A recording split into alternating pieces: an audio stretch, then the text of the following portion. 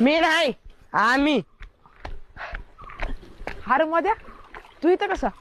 शाळेत नाही गेलास वे? नाही अरे, तुझ्या घरापासून पाय निघतोय तेव्हा, आणि शाळेपा उतर कसा जाईल? खायला म्हणलं पोटात दुखतोय, कुठं पोट धरून कोलांट्या उड्या खायला लागलो, तवा कुठं ऐकल्या. मगाशी देणार होतो र, पण म्हणलं आईला रानात असतावर तरी पोट धरून का काढाव्या.